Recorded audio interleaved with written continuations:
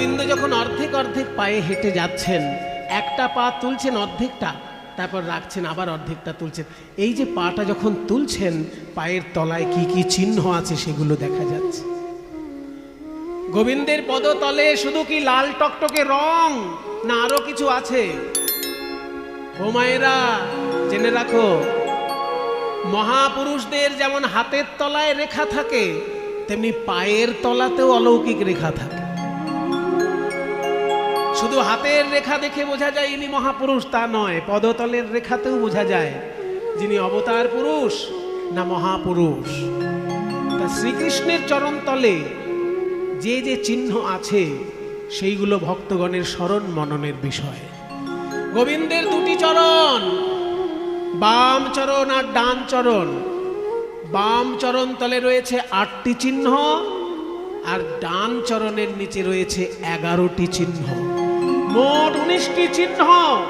এগুলো চিহ্ন নয়, স্বয়ং মা লক্ষ্মী এক একটা চিহ্ন রূপে বিরাজ করছেন গোবিন্দ পদতলে। সেই 19টি চিহ্ন কি কি সেগুলো আমি বলবো এখন। এইসব তত্ত্ব কথা তো সব জায়গায় বলার সুযোগ হয় না।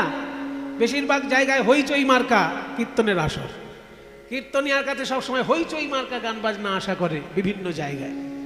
কিন্তু এইখানের ভক্তগণ শুনতে চেয়েছেন এই তত্ত্ব কথা, যার জন্য আমরা আজকে শুনতে পারবো গোবিন্দের দুটি চরণ তলে, বাম পদতলে 8টি চিহ্ন কি কি, আর দক্ষিণ পদতলে 11টি চিহ্ন কি কি। অনেকে সাধারণ বোকা লোক আছে, তারা ভাবে এইসব শুনে আমাদের কি লাভ। আরে কি লাভ জানো? একটা কথা শুনে রাখো, ভক্ত যদি চলে যায় চেনা যায় মরণে, আর কৃষ্ণ যদি চলে যায় চেনা যায় চরণে। ভগবান কোনোদিন তোমার বাড়িতে ভিখারি রূপে আসতে পারে, ভগবান কোনোদিন তোমার বাড়িতে পাগল রূপে আসতে পারে, অতিথি রূপে আসতে পারে। যে রূপেই আসুক, তার পদতলের চিহ্ন সে পাল্টাবে না। ওই জন্য পদতলের চিহ্নতে ধরা পড়ে সে ভগবান কিনা। সেই জন্য 19টি চিহ্ন ভক্তগণ মুখস্থ রাখেন। যদি কোনোদিন কারো পদতলে এই 19টি চিহ্ন দেখা যায়, তাহলে জানতে হবে সে সাক্ষাৎ শ্রীকৃষ্ণ। কারণ শ্রীকৃষ্ণ ছাড়া আর কারোর চরণ তলে এই 19টি চিহ্ন না। তাই সবাই মিলে একটু হাত জোড় করুন। আমি আগে মন্ত্রটি বলে নিই, যে মন্ত্রের মধ্যে এই 19টি চিহ্নের উল্লেখ আছে সেটা আগে একটু বলেন।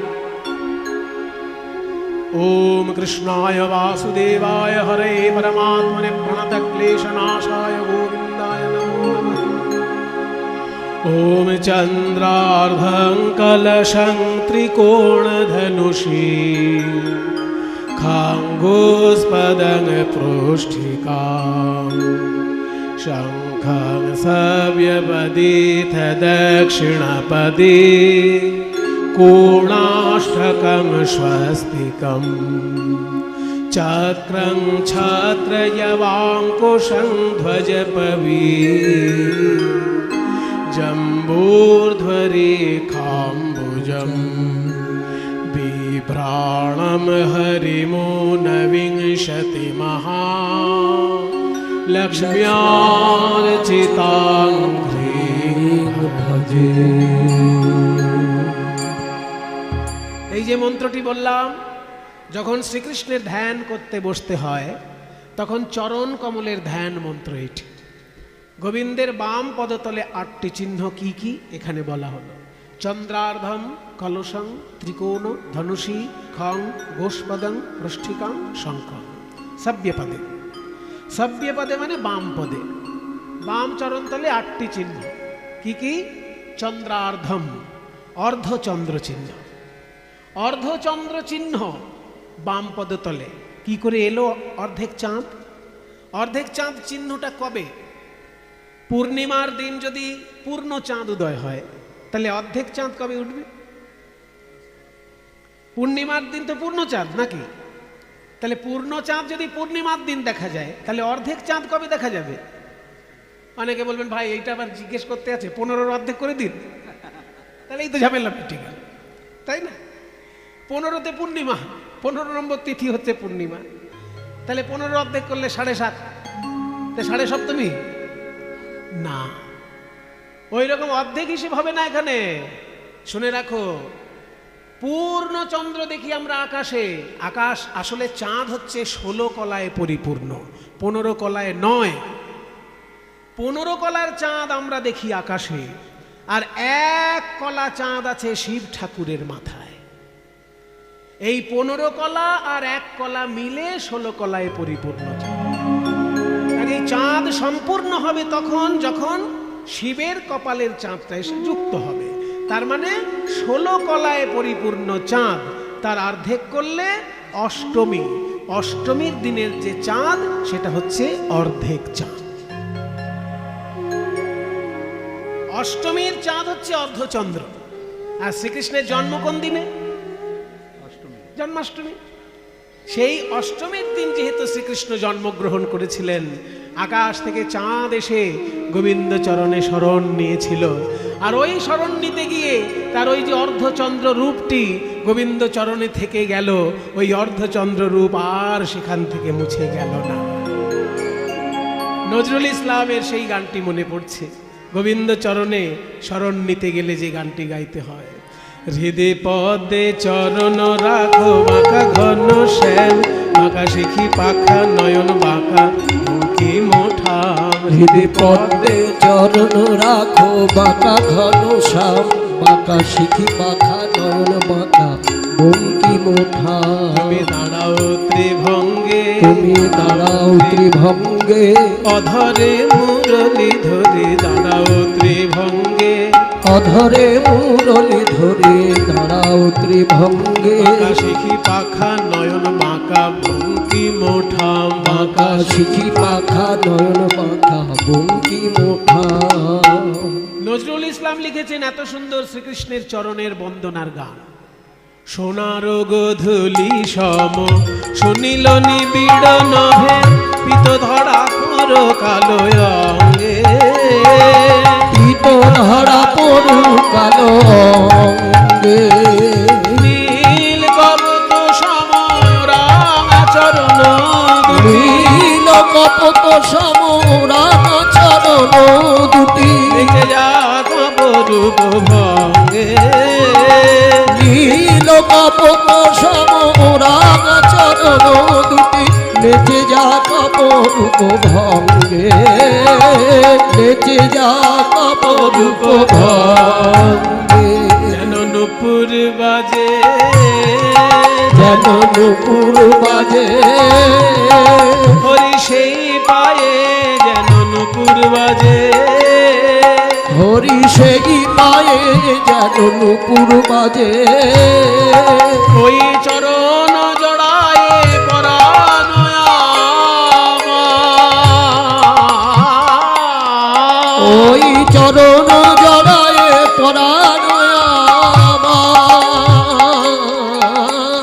চরণ জড়ায়ে পরাণ আমার, মঞ্জির হয়ে বাজে। যেন মঞ্জির হয়ে বাজে। হৃদে পদে চরণ রাখো বাঁকা ঘন শ্যাম, বাঁকা শিখি পাখা নয়ন বাঁকা বঙ্কি মোঠা। হৃদে পদ্মে চরণ রাখো বাঁকা ঘন শ্যাম, বাঁকা শিখি পাখা নয়ন বাঁকা বঙ্কি মোঠা। ওই যে আকাশ থেকে চাঁদ নেমে এলো অষ্টমীর দিন, অর্ধচন্দ্র। জন্মাষ্টমীতে শ্রীকৃষ্ণের জন্ম, সেই জন্মদিনে তার চরণতলে স্থান নিয়েছিল বলে অর্ধচন্দ্র চরণতলে রয়ে গেল। চন্দ্রার্ধ, তারপর 3 ত্রিকোণ। 3টে কোণ মানে 3 গুণের প্রতীক, সত্যগুণ, রজগুণ, তমগুণ। এই 3টে গুণ অনুসারে প্রত্যেকটি মানুষ তৈরি হয়। যে সত্যগুণের, যার ভিতরে সত্যগুণ বেশি তার ভিতরে ধার্মিক ভাবনা বেশি। যার ভিতরে রজগুণ বেশি তার ভিতরে ভোগ বাসনা বেশি। আর যার ভিতরে তমগুণ বেশি তার ভিতরে মাতলামি, অতিরিক্ত ঘুম, পচা পচা খাবার প্রিয়, এই ধরনের বৈশিষ্ট্যগুলো তার মধ্যে থাকে। তাই 3 রকমের গুণাবলীতে সারা পৃথিবীতে মানুষ তৈরি হয়েছে। ভগবানের চরণে কিন্তু সবার অধিকার। ভগবানের চরণে দেবতাও স্থান পাবে, মানুষও স্থান পাবে, দৈত্যও স্থান পাবে, সত্যগুণ রজগুণ তমগুণ 3 গুণের লোকেই তার চরণে স্থান নেবে। তাই 3 কোণা চিহ্ন বিরাজ করছে। অন্যদিকে তাত্ত্বিক ব্যাখ্যা করা হয়েছে যে ওই 3 কোণা চিহ্ন হচ্ছে ব্রহ্মযোনি। যখন কেউ ধ্যান করে দুটো ভুরুর মাঝখানে যে জ্যোতি দেখতে হয়, সেই জ্যোতিটা হচ্ছে 3 কোণা চিহ্ন। সেই চিহ্ন, ওই ব্রহ্মযোনি চিহ্ন গোবিন্দের চরণতলে বিরাজ করছে।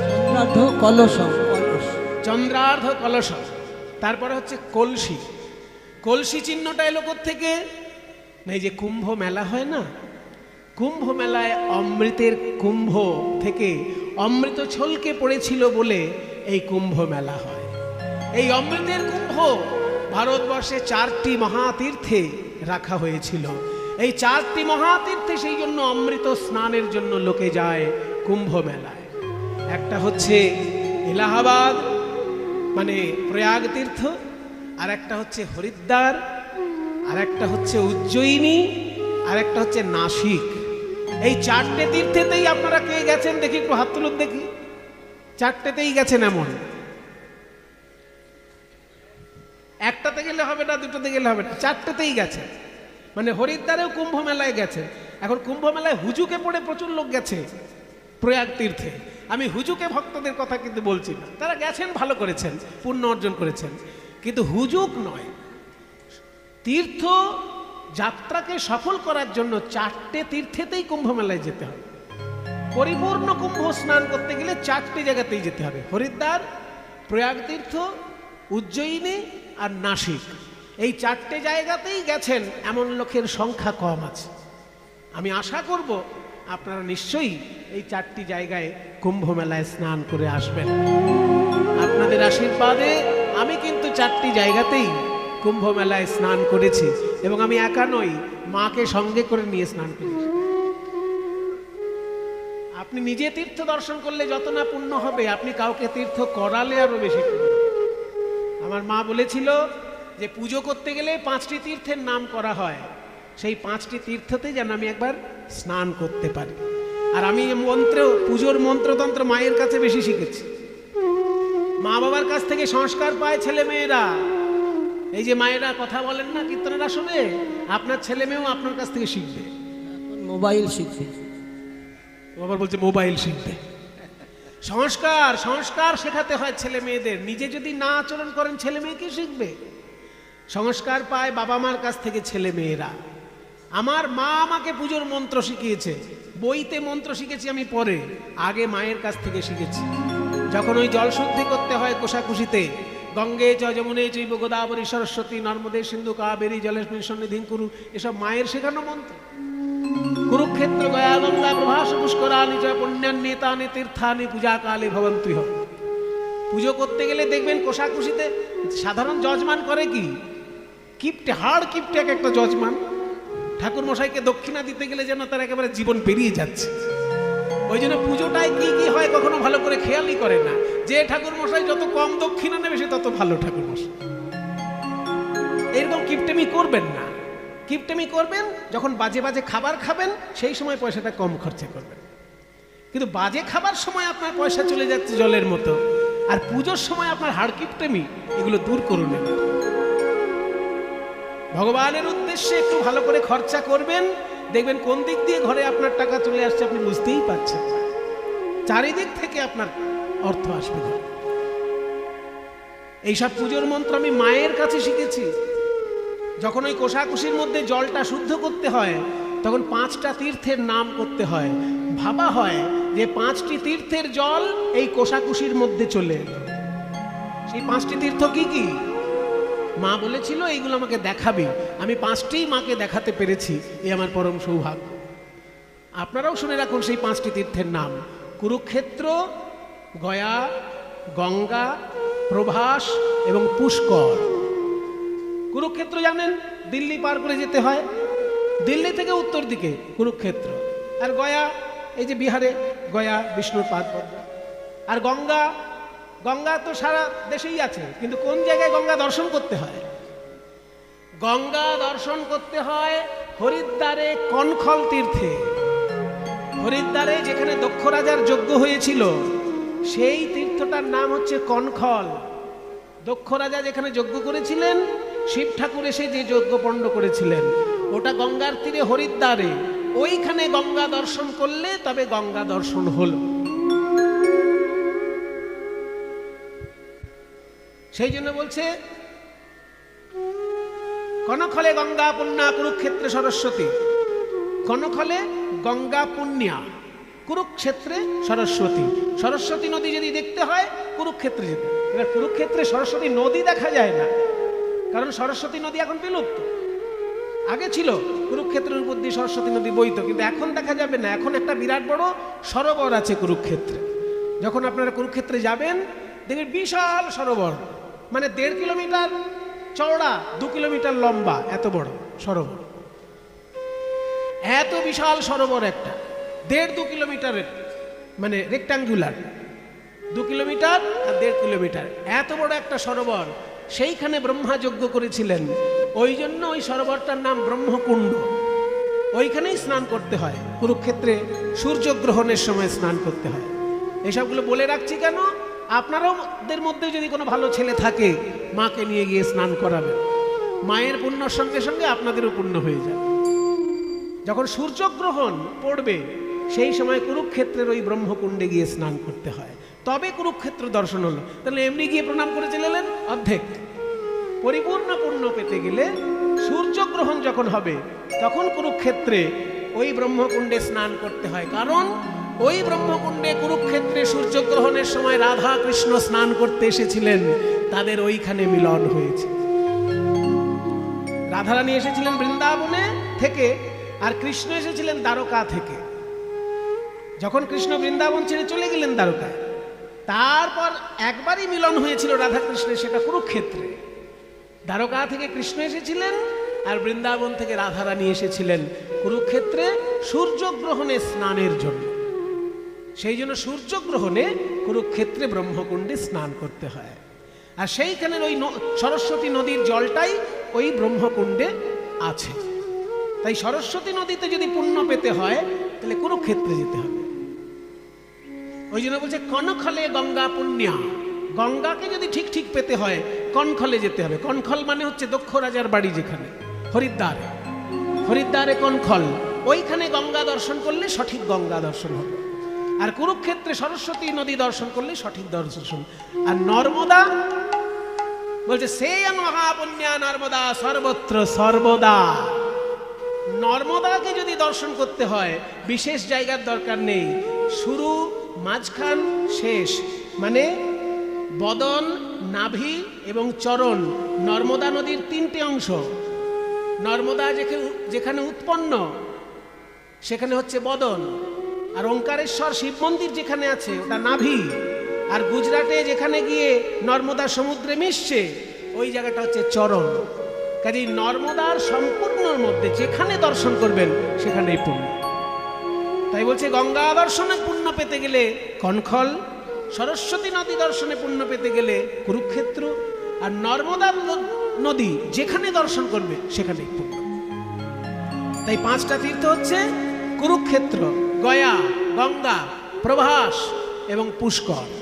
প্রভাস তীর্থ হচ্ছে গুজরাটে সোমনাথ মন্দিরের কাছে, আর পুষ্কর তীর্থ হচ্ছে রাজস্থানে যেখানে আজমির শরীফ আছে।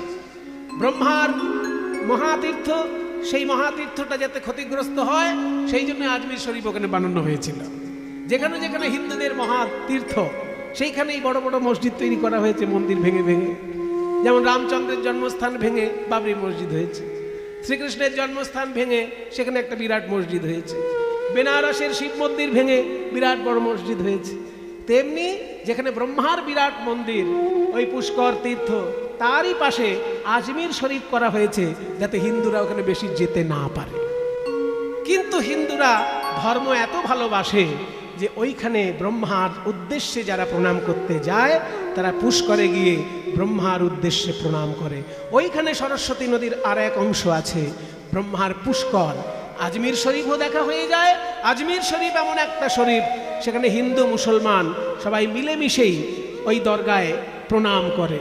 সেই আজমির শরীফের পাশেই পুষ্কর তীর্থ, ব্রহ্মার সুন্দর একটি মন্দির আছে, দর্শন করবেন। তাই 5টি মহাতীর্থ কুরুক্ষেত্র, গয়া, গঙ্গা, প্রভাস, পুষ্কর। কোষাকুষির মধ্যে যখন মন্ত্র বলে জলটা স্পর্শ করা হয় তখন এই মন্ত্রটা বলতে হয়, কুরুক্ষেত্র গয়া গঙ্গা প্রভাস পুষ্করানি চ পুণ্যান্নেতানি তীর্থানি পূজাকালে ভবন্তিহ। তাই মা বলেছিল যে এই 5টি তীর্থ যেন আমি দেখতে পারি, তা আপনাদের আশীর্বাদে এই 5টি তীর্থই আমি মাকে দেখাতে পেরেছি। এই জন্যই বললাম, কেন যে 4টি হচ্ছে তীর্থ যেখানে অমৃত কুম্ভ রাখা হয়েছিল, সেই 4টি অমৃত কুম্ভের চিহ্নই গোবিন্দ পদতলে আছে। এইটা বলার জন্য এগুলো ঘুরে এলাম, যে অমৃত কুম্ভের সন্ধানে মানুষ ছুটে যায় কুম্ভ মেলায়, সেই 4টি অমৃত কুম্ভ গোবিন্দের চরণতলে বিরাজ করছে। তাহলে চন্দ্রার্ধং, কলসং, ত্রিকোণ, তারপর ধনুষী। ধনুষী মানে ধনুক। কৃষ্ণের বাম পদতলে একটা ধনুক চিহ্ন আছে। এই ধনুকটা এলো কোত্থেকে? না, যখন শ্রীকৃষ্ণ রাসলীলা করবেন ভাবলেন, সেই সময় কামদেব এসে একের পর এক বাণ মারতে লাগলো। এবার কামদেব তো আর জানে না, কামদেব জানে অন্য সাধারণ দেবতাকে যেমন বাণ মারলে সে একবারে থরহরিকম্প হয়ে যায়, কৃষ্ণ বোধহয় তাই হবে। কিন্তু কামদেব তো আর জানে না কাকে বাণ মেরেছে। কৃষ্ণ হলেন এমন ভগবান যার সান্নিধ্যে আসলে পরে জড় পদার্থেরও চৈতন্য লাভ হয়, জড় পদার্থেরও চৈতন্য লাভ হয়। এই যে মাইকের স্ট্যান্ড, জড় পদার্থ, নাচতে জানে না, গাইতে জানে না, সোজা দাঁড়িয়ে আছে। কিন্তু এই মাইকের স্ট্যান্ড যদি গোবিন্দের চরণে স্পর্শ পায়, এর ভেতর থেকেও গান বেরোবে, এর ভেতর থেকেও নাচ বেরোবে। জড় পদার্থও যদি গোবিন্দের চরণে স্পর্শ পায়, সে চৈতন্য পদার্থে পরিণত হয়। তাই বাণ যখন মারল কামদেব, সেই বাণ এসে কৃষ্ণ চরণে যেই স্পর্শ করেছে, কৃষ্ণের বুকে যেই বিঁধতে গেছে, কৃষ্ণের বুকে বিঁধতে পারল না। ভাবলো আমাদের প্রভু কামদেব ভুল করে গোবিন্দের বুকে বাণ মেরেছে, আমরা ক্ষমা চেয়ে নিই আমাদের আমরা ক্ষমা চেয়ে নিই আমাদের প্রভুর হয়ে, গোবিন্দের চরণে আমরা আশ্রয় নিই। এই বলে কামদেবের ওই বাণ কৃষ্ণের বুকে না বিধে চরণে এসে পড়ল।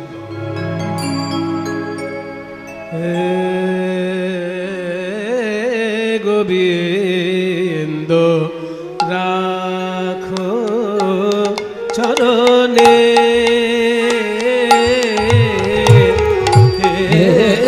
গোবিন্দ রাখো চরণে,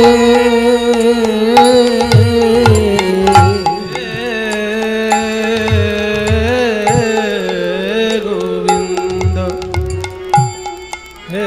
গোবিন্দ হে রাখো চরণে,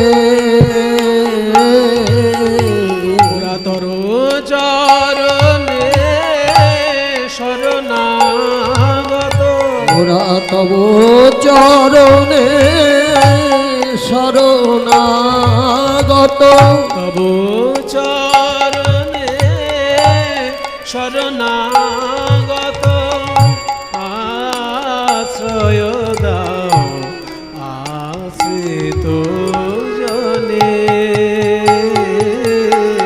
রাখো চরণে,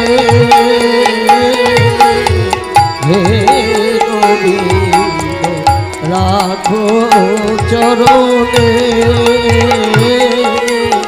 হে গোবিন্দ রাখো চরণে।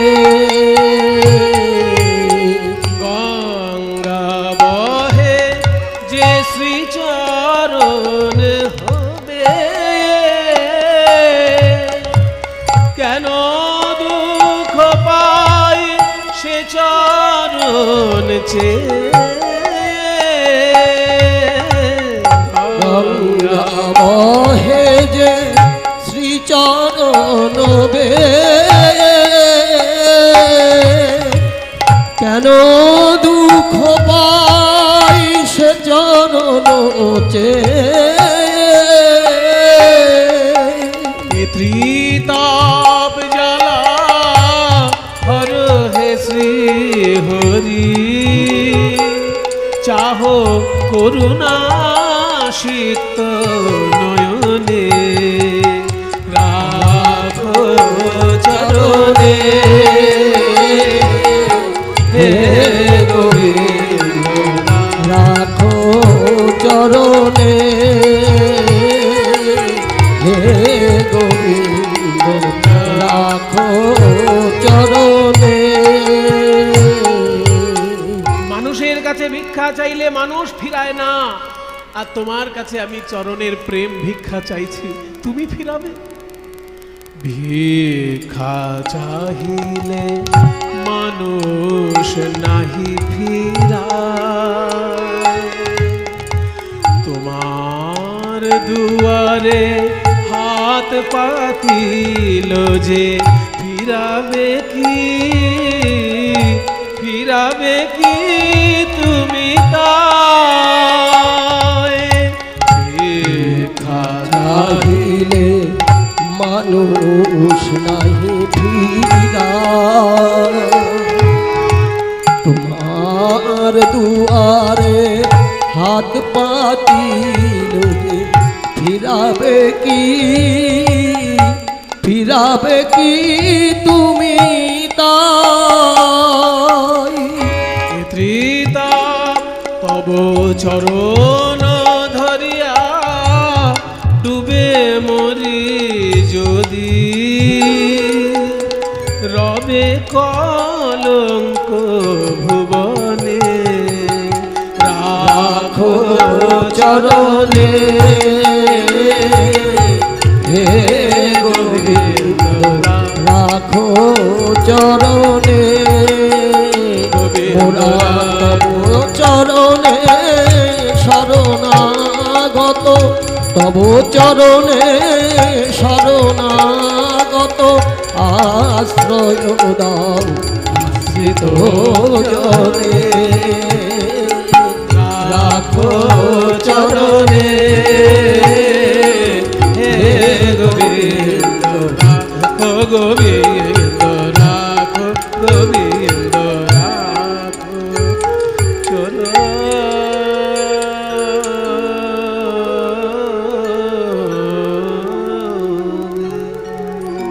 তাহলে চন্দ্রার্ধ কলসং ত্রিকোণ ধনুষী, কামদেবের বাণ যখন কৃষ্ণ চরণে এসে পড়ল, কামদেব দেখলো আজ অব্দি আমার বাণ কোনো দেবতার চরণে গিয়ে পড়েনি, সবাই গিয়ে বুকে আঘাত করেছে, আঘাত করে আবার ফিরে এসেছে, কিন্তু কৃষ্ণের চরণে পড়ল, তাহলে আমার বাণ তো আর কাউকে মারতে পারবো না। কামদেব নিজে এসে তখন কৃষ্ণ চরণে আশ্রয় নিলেন। কৃষ্ণ বললেন তোমার ওই ধনুকটা রাখো, তার উপর আমি নৃত্য করব। তাই ধনুকের উপর উঠে শ্রীকৃষ্ণ নৃত্য করেছিলেন রাসলীলায়। সেই ধনুক চিহ্ন গোবিন্দের পদতলে বিরাজ করছে, কামদেবের ধনুক চিহ্ন। চন্দ্রার্ধ কলসং ত্রিকোণ ধনুষী খং, খং মানে আকাশ, আকাশের প্রতীক স্বরূপ গোল চিহ্ন গোবিন্দের পদতলে বিরাজ করছে, একটি গোল চিহ্ন। তারপরে গোষ্পদম, গোষ্পদম মানে গরুর খুর, গরুর খুরের চিহ্ন বাম পদে। কেন না, শ্রীকৃষ্ণ একটা গরুরূপী অসুর এসেছিল কৃষ্ণের কাছে, মানে শ্রীকৃষ্ণ তো গরুকে খুব ভালোবাসে, গরুকে মারবে না, এই জন্য একটা অসুর বুদ্ধি করে গরুর রূপ ধারণ করিয়ে এসেছে। শ্রীকৃষ্ণ গরুকে মারবে না, কারণ কৃষ্ণের প্রণাম মন্ত্র কি বলছে, নমো ব্রহ্মণ্য দেবায় গো ব্রাহ্মণ হিতায়। তাহলে গরুকে মারবে না কৃষ্ণ, এই ভেবে একটা গরু রূপ ধারণ করে এক অসুর এসে কৃষ্ণকে গুতাচ্ছে। এবার কৃষ্ণ প্রথমে সেটাকে খুব একটা পাত্তা দেয়নি, কিন্তু তারপর থেকে গরুটা গুতিয়েই চলেছে। তখন ভাবলো যে আমার কোনো গরু আমায় গুতায় না, এ বেটা তখন থেকে গুতাচ্ছে কেন। তারপরে খেয়াল করলেন কৃষ্ণ যে সব গরুর ছায়া পড়ছে, এই বেটার ছায়া পড়ছে না। তখন বুঝলো এই বেটা গরুই নয়, কারণ সবার ছায়া পড়ছে, এর ছায়া পড়ছে না, এ তাহলে কোনো অসুর হবে। এই বলে ওই গরুটার পা ধরে বন বন করে ঘুরাতে ঘুরাতে তুলে আছা। অসুরকে এইভাবে বধ করলেন, গরু রূপে এসেছিল তাকে বধ করলেন, তার উপর উঠে নৃত্য করেছিলেন বলে তার সেই খুরের চিহ্ন গোবিন্দের পদতলে বিরাজ করছে। এর তত্ত্বটা হলো এই যে কৃষ্ণের হাতে যদি কেউ প্রাণত্যাগ করে তাকেও কৃষ্ণ চরণ ছাড়া করে না, তাকেও কৃষ্ণ নিজ চরণে রাখেন। তাই গরুর খুরের চিহ্ন তার পায়ের তলে। খং গোষ্পদং প্রষ্ঠিকাং, প্রষ্ঠিকাং মানে পুঁটি মাছ, পুঁটি মাছের একটা চিহ্ন গোবিন্দের পদতলে। এতক্ষণে অনেক ভক্ত এবার নড়ে চড়ে বসেছে, যাক এবার একটু মাছ টাছের আলোচনা হয়েছে। পুঁটি মাছ নিয়ে অত উল্লসিত হবার কিছু নেই। এখানে পুঁটি মাছ বলতে যে পুঁটি মাছ আপনারা দেখেন ওই পুঁটি মাছ নয়। তাহলে কোন পুঁটি মাছ? এখানে পুঁটি মাছ হচ্ছে মৎস্য অবতার রূপে যখন ভগবান এসেছিলেন, প্রথমে তিনি পুঁটি মাছ রূপে দেখা দিয়েছিলেন। প্রথমে তিনি পুঁটি মাছ রূপে দেখা দিয়েছিলেন, তারপরে তিনি সেই রূপ বদল করে শিঙি মাছে পরিণত হয়েছিলেন। মানে একবার মহারাজ মনু ভাবলেন যে আমি অনেক দান করব। দান করতে করতে দান যখন সম্পূর্ণ হয়েছে, সেই সময় মনু ভাবলেন এইবার একটু স্নান করি, কারণ দান সম্পূর্ণ হয়েছে, এবার স্নান করব। যেই না স্নান করতে গেছে অমনি হাতের মধ্যে একটা পুঁটি মাছ এসেছে। পুঁটি মাছ। এবার এই পুঁটি মাছটাকে দেখে মনু বলছেন এই রে, স্নান করতে নামলাম, দান করার পর আবার পুঁটি মাছ চলে এলো কেন? যেই ভাষাতে গেছে অমনি পুঁটি মাছটা কথা বলছে।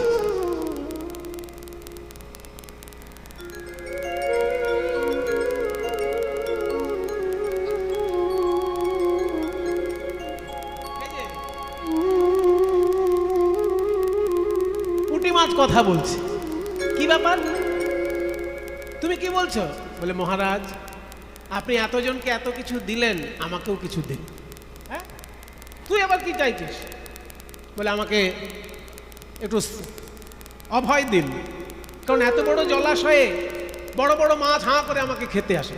জানেন তো বড় মাছগুলো ছোট মাছকে খেয়ে নেয়, একে কি বলে? যখন বড় মাছ ছোট মাছকে খেয়ে নেয় তাকে কি বলে? এগুলো তো ছোটবেলায় পড়েছেন সবাই। হ্যাঁ, মৎস্য ন্যায় বলে একে। মানে বড় বড় মানুষ যখন ছোট ছোট মানুষের অস্তিত্ব বিলোপ করার চেষ্টা করে, সেই সমাজে যে একটা বিশৃঙ্খল দেখা দেয় তাকে বলে মৎস্য ন্যায়। যেমন বড় বড় মাছ ছোট ছোট মাছকে গিলে খায়। তাহলে এই যে বড় মাছ ছোট মাছকে গিলে খায়, পুঁটি মাছ বলছে সব বড় মাছ আমায় তাড়া করছে, আমার এই জলে ঠিক শান্তি পাচ্ছি না, একটু অভয় দিন। তখন বলছে ওই অভয় চাইছিস? এই কে আছিস? হ্যাঁ আছি। আমার ঘরে যে অ্যাকোরিয়াম আছে ওইখানে এখানে। ঠিক আছে, তাই করছে। কোথায় রাখলো? অ্যাকোরিয়াম। হ্যাঁ, ওইখানে রেখে দে। এবার ওই ছোট্ট জলপাত্রের মধ্যে যেই রেখেছে দেখছে পুঁটি মাছটা আস্তে আস্তে বড় হচ্ছে। এবার যেই বড় হচ্ছে অ্যাকোরিয়ামের মধ্যে আর জায়গা হচ্ছে না। বলে মহারাজ এখানে আমার জায়গা হচ্ছে না, একটু বড় জায়গা। এই কে আছিস? হ্যাঁ, ওই অ্যাকোরিয়ামে বড় হয়ে গেছে মাছ, এবার ওইটাকে সুইমিং পুলে নিয়ে যা। রাজা তো, তার সুইমিং পুলও আছে, বিরাট বড় তার সন্তরণ স্থল। সেইখানে নিয়ে গিয়ে যখনই মাছটাকে ফেলেছে দেখছে সুইমিং পুলের মতন বড় হয়ে গেছে, সেইখানেও জায়গা হচ্ছে না। বলে মহারাজ এখানেও আমার জায়গা হচ্ছে না। বলে সর্বনাশ, তাহলে কি হলো, কি মাছ? বলে আমার তাহলে দিঘি যেটা আছে যেখানে আমার পদ্ম ফুলগুলো আসে ওইখানে দিঘিতে যেই ফেলেছে দেখছে দিঘির মতো বড় হয়ে গেছে। যে জলাশয়ে রাখে সেইখানেই বিশাল আকার ধারণ করে। তখন রাজা বুঝতে পারলো যে এটা কোনো মাছ নয়, নিশ্চয়ই কোনো দেবতা আমাকে ছলনা করছে। তখন রাজা হাত জোড় করে বলছে, দয়া করে বলুন আপনি কে? আপনি নিশ্চয়ই পুঁটি মাছ নন। তখন সেইখান থেকে বিষ্ণু শঙ্খচক্র গদা পদ্মধারী বিষ্ণু দর্শন দিয়ে বললেন, রাজা আমি হলাম নারায়ণ, পুঁটি মাছ রূপে তোমার কাছে এসেছিলাম তোমার অহংকার চূর্ণ করার জন্য। তুমি একটা পুঁটি মাছকে জায়গা দিতে পারো না, তুমি কি দান করবে লোককে? তাই আমি তোমাকে দর্শন দিলাম পুঁটি মাছ রূপে। তখন মনু বললেন যে আপনি তো অন্য রূপেও আমাকে দর্শন দিয়ে অহংকার চূর্ণ করতে পারতেন, পুঁটি মাছটাই কেন হলেন? তখন বললেন ভালোই জিজ্ঞাসা করেছে। কিছুদিন পর মহাপ্রলয় হবে, তখন আমি মৎস্য অবতার রূপে আসব। আগে থেকে আমি তোমাকে মৎস্য অবতারের একটি রূপ দর্শন করালাম। কিছুদিন পর মহাপ্রলয় যখন হবে, সব ভেসে যাবে, তখন তুমি সমস্ত সৃষ্টি রক্ষা করবে একটা জাহাজের মধ্যে, আর সেই জাহাজটা ভেসে থাকবে একটি শিঙি মাছের কাঁটার সঙ্গে নোঙর করে। সেই শিঙি মাছটা আমিই হব, আমিই মৎস্য অবতার রূপে সৃষ্টি রক্ষা করব। তাই মৎস্য অবতার হয়েছিলেন ভগবান শিঙি মাছ রূপে, কিন্তু তারও আগে পুঁটি মাছ রূপে মনু রাজাকে দেখা দিয়েছিলেন বলে সকল অবতারের প্রথম অবতার মৎস্য অবতার, আবার মৎস্য অবতারের প্রথম রূপ পুঁটি মাছ। সেই জন্য পুঁটি মাছ চিহ্ন গোবিন্দের পদতলে বিরাজ করছে। জয় জগদীশ হরে, জয় জগদীশ হরে, জয় জগদীশ হরে, জয় জগদীশ হরে, জয় জগদীশ হরে, জয় জগদীশ হরে, জয় জগদীশ হরে, জয় জগদীশ হরে, জয় জগদীশ হরে, জয় জগদীশ হরে। প্রলয় পয়োধি জলে ধৃতবান শিবেদম বিহিত বহিত্র চরিত্রমখেদম কেশবধৃত মীন শরীর, কেশবধৃত মীন শরীর, জয় জগদীশ হরে, জয় জগদীশ হরে, জয় জগদীশ হরে। ও কাঞ্চ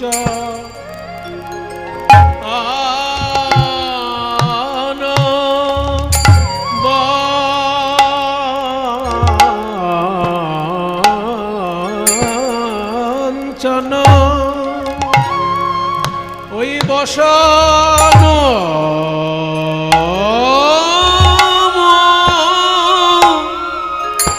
মন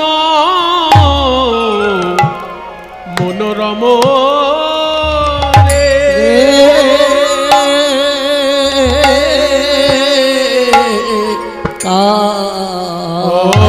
কায়লি কুল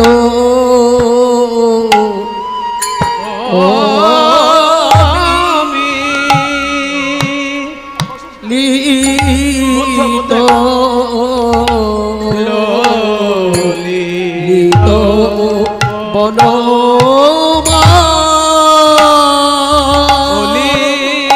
কুল দেখলাম প্রতি ফুলে ফুলে মালার প্রতি ফুলে ফুলে দেখলাম মত মধুকারের মালা মালার প্রতি ফুলে ফুলে মত মধুকারের মালা, মালার প্রতি ফুলে ফুলে মত মধুকারের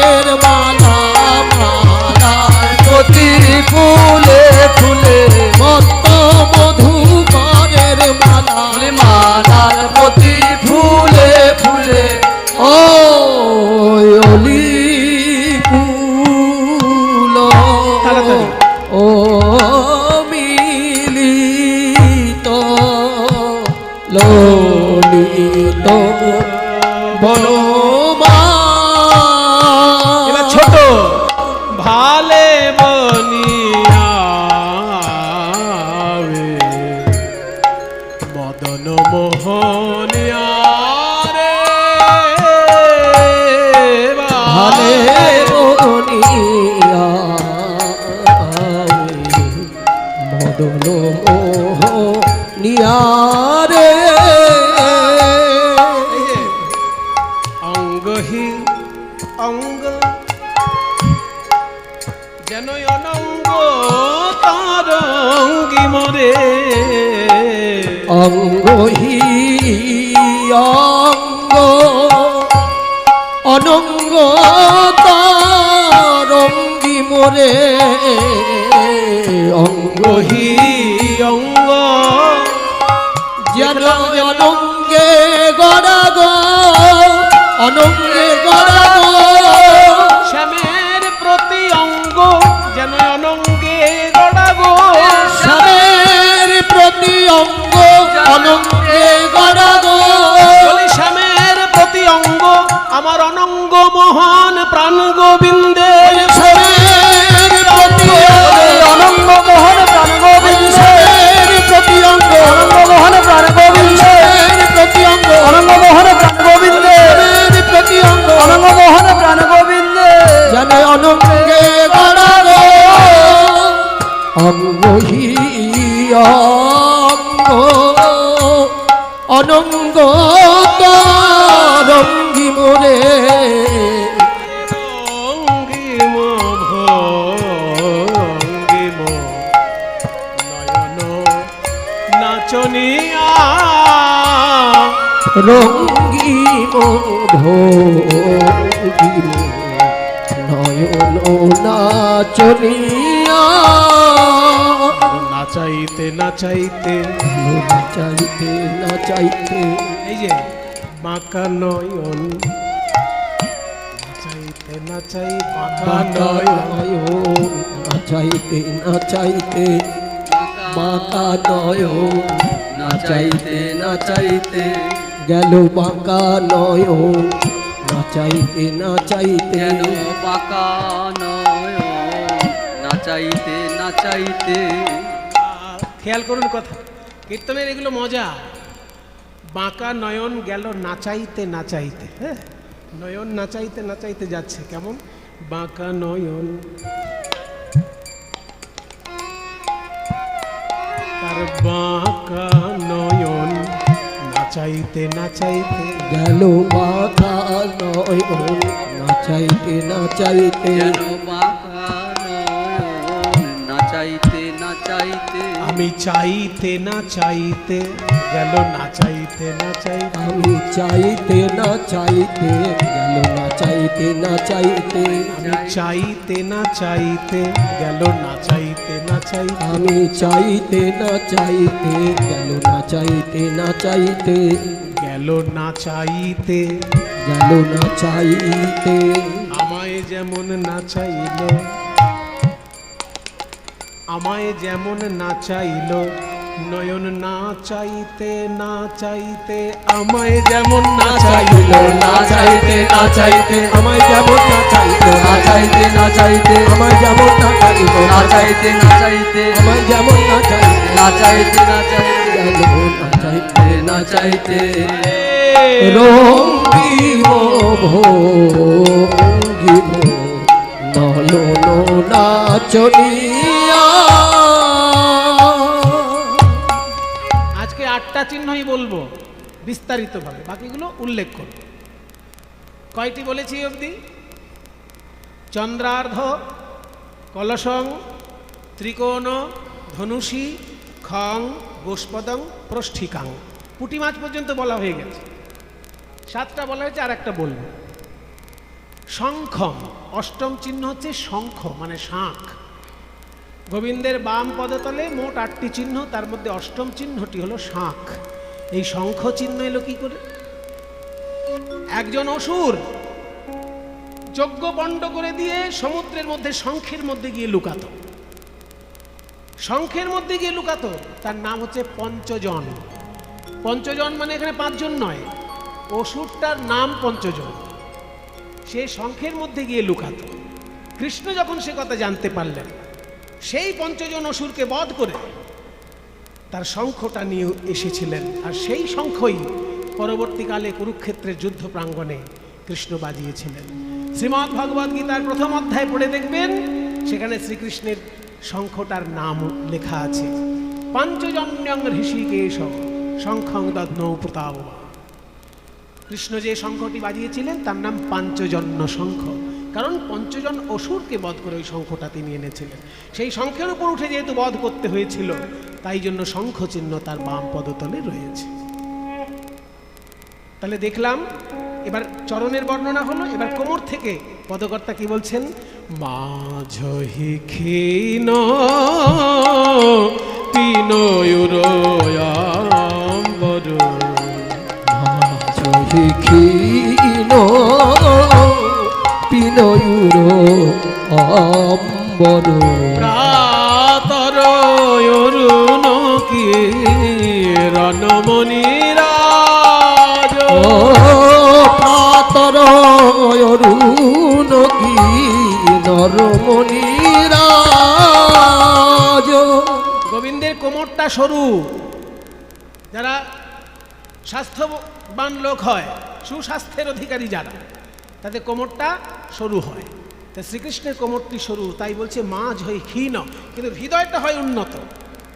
পিন উরো অম্বর, হৃদয়টা হচ্ছে উন্নত। উরো, উরো মানে হৃদয়, আবার অম্বর মানে আকাশ। তার হৃদয়টা আকাশের মতো বিস্তীর্ণ। বলছে হৃদয়টাকে যখন আকাশ বললি, তাহলে চন্দ্র সূর্য নিশ্চয়ই আছে। বলে হ্যাঁ আছে তো, ওই বুকের মাঝখানে যে রত্নটা ঝুলছে, কৃষ্ণের বুকের মাঝখানে যে রত্নটা ঝুলে তার একটা নাম আছে, সেই রত্নটার নাম হলো কৌস্তুভ। ওই কৌস্তুভ রত্নটা ঝুলছে যখন, সূর্যের মতো আলো দিচ্ছে, প্রাতর অরুণ কিরণ মণিরাজ, সূর্যের মতো আলো ছটা দিচ্ছে ওই রত্নটি। তারপর কি দেখলাম, কুঞ্জর করভ করহি কর বন্ধন রে, কুঞ্জর করভ করহি কর বন্ধন রে, কুঞ্জর করভ সখী রে। কুঞ্জর মানে হাতি, করভ মানে সুর। কুঞ্জর করভ মানে হাতির সুর। শ্রীকৃষ্ণের হাত দুটি যেন হাতির সুরের মতো দেখতে লাগছে। কুঞ্জর করভ করহি করবন্ধন, হাতির সুরের মতো যেন হাত দুটি। বলছে হাতির সুর যখন বললি, তো রাজাদের হাতির সুরের গোড়ার দিকে তো রূপোর বলয় পরানো থাকে। কৃষ্ণের হাত যদি হাতির সুর হয়, রূপোর বলয় আছে? আছে তো। ওই যে চন্দন, হাতে যে চন্দনটা মাখানো আছে, ওই চন্দনটা শুকিয়ে গিয়েছে, দেখে মনে হচ্ছে যেন রূপোর বলয়। মলয়জ চন্দন বলয় বিরাজ, ওই মলয়জ চন্দন বলয় বিরাজ, মলয়জ চন্দন যেন বলয় বিরাজ, মলয়জ চন্দন বলয় বিরাজ। তারপর কি দেখলাম, অধর থেকে সুধা ঝরে পড়ছে, আর সেই সুধা পান করছে ওই মধুর মুরলী।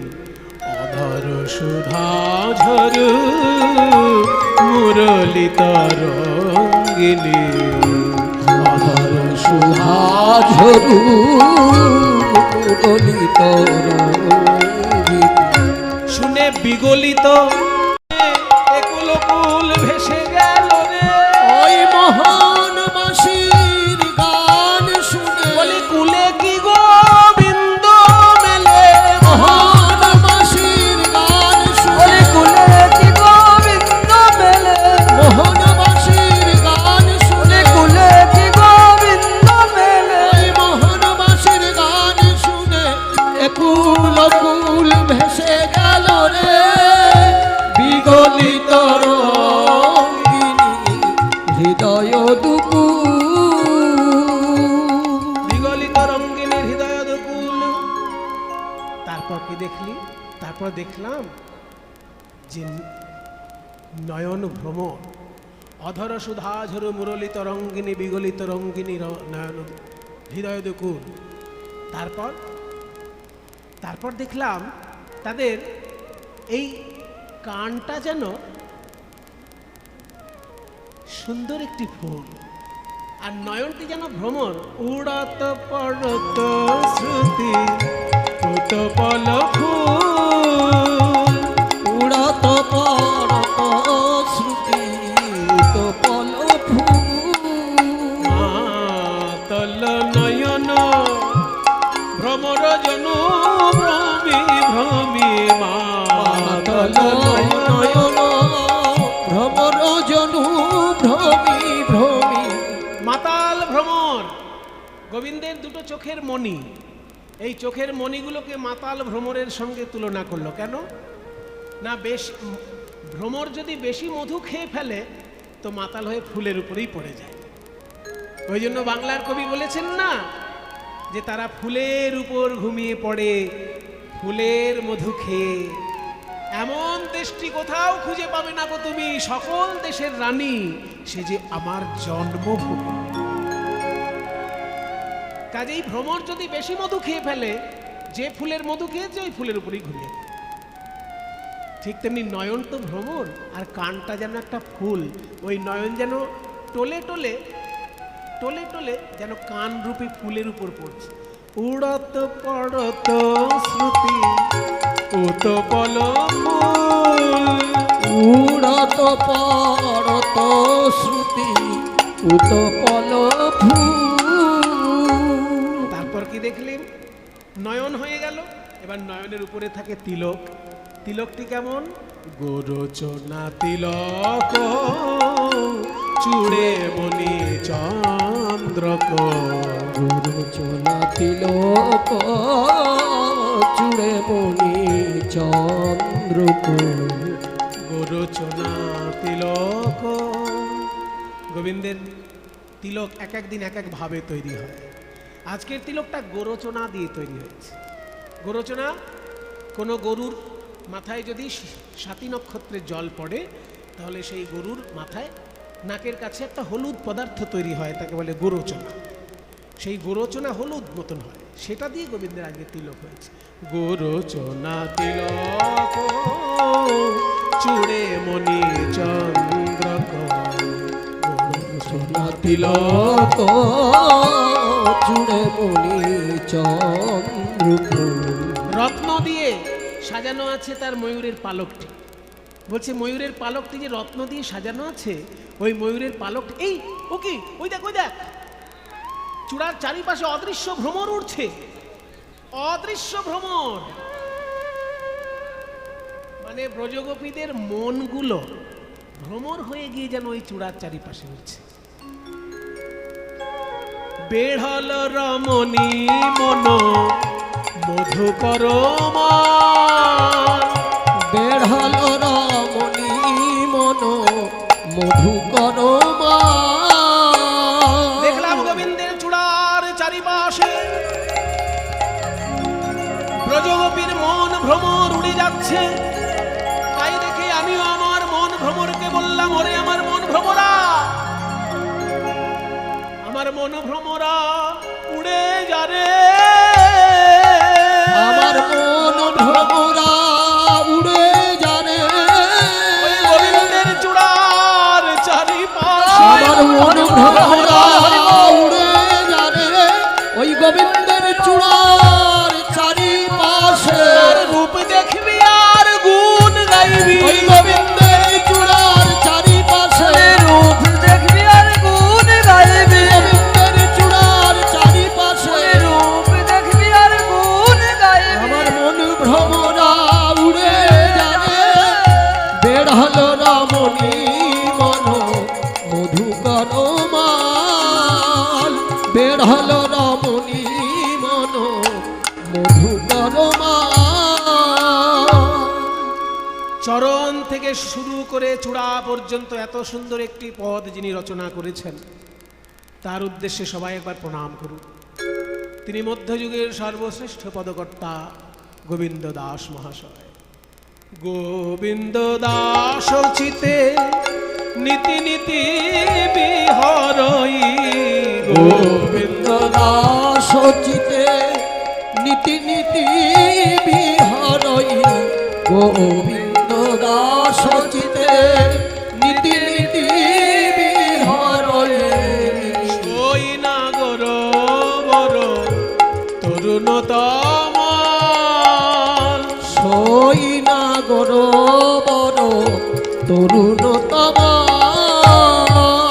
সদাই আমার হিয়ায় জাগে সদাই আমার হিয়ায় জাগে সেই গোপ বেশ বেনকর রূপ সদাই আমার হিয়ায় জাগে গোপ বেশ বেনু কর শ্যাম নব কিশোর নটবর গোপ বেশ বেনু কিশোর নটবর গোপ বেশ বেনু কিশোর নটবর সদাই আমার হিয়ায় জাগে সই নাগর বর তরুণতম গোবিন্দ দাস চিতে নীতি নীতি বিহরই সই নাগর বর তরুণতম